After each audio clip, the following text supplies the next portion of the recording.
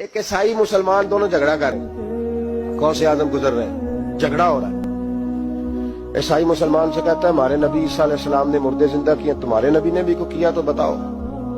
مسلمان پڑھا ہوا نہیں تھا، حالانکہ نبی پاک نے بڑے مردے زندہ کیے، پڑھا نہیں تھا، بتا نہ سکا۔ غوث اعظم کے کان میں آواز گئی تو جا کے عیسائی کا بازو پکڑ کے جھنجھوڑا، فرمانے لگے کیا کہا تم نے؟ میرے مصطفیٰ نے مردہ زندہ کیا تو بتاؤں؟ فرمایا تو نبی پاک کی چھوڑ، میں غلاموں کا غلام ہوں، میں غلاموں کا غلام ہوں، مجھے بتا کون سا مردہ زندہ کرنا ہے۔ تو چھوڑ حضور کی بات نہ کر، میں غلاموں کا غلام ہوں، مجھے بتا کون سا مردہ زندہ کرنا ہے۔ پرانی قبر پہ لے گیا، کہنے لگا جی اگر نہ ہوا تو؟ غوث اعظم فرمانے لگے جو تو کہے گا وہ میں کروں گا۔ تو کہنے لگے اگر ہو گیا تو؟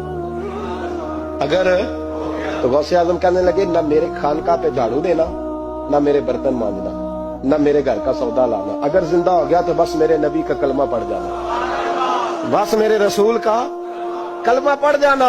اللہ اکبر۔ اس نے جو سب سے پرانی قبر تھی نا، وہ کہتا ہے یہ ہمارے دادا نے بھی نہیں دیکھا تھا بندہ کون ہے۔ اس قبر پہ کھڑا ہو کہنے لگا اس کو زندہ کرے۔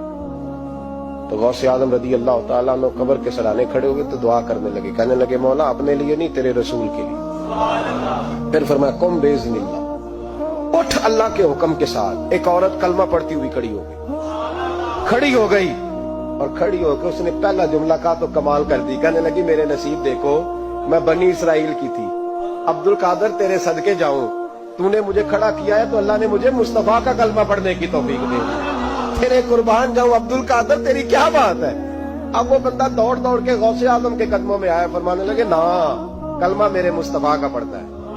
آج نا کرامت کی بات آتی ہے تو بندے چھپنے لگ جاتے ہیں، کہتے ہیں نہیں نہیں یہ نہیں ہو سکتا، بڑا مدافعانہ سا عمل، بڑا شرمندہ سا نہ بولا جاتی۔ وہ غوث پاک ایک دن ایک صاحب کرامت بیان کر رہے تھے تو بڑے جھجک کے حضور غوث اعظم، میں نے کہا تو بیٹھ مجھے بیان کرنے دے، تو ڈر رہا ہے کرامت سے، ڈر رہا ہے، مجھے بیان کرنے دے، میں بیان کرتا ہوں، مجھے بیان کر دے۔ مولانا علی قاری علیہ رحمہ نے لکھا ہے، دیگر بہت سارے لوگوں نے لکھا ہے، غوث اعظم خطبہ دے رہے تھے، تقریر کر رہے تھے، اچانک ہاتھ آگے بڑھایا تو یہاں تک ہاتھ بھیگ گیا غوث اعظم۔ ہاں کھول کے دیکھے، کھول کے بات کر رہا ہوں، ہاتھ یہاں تک بھیگ گیا۔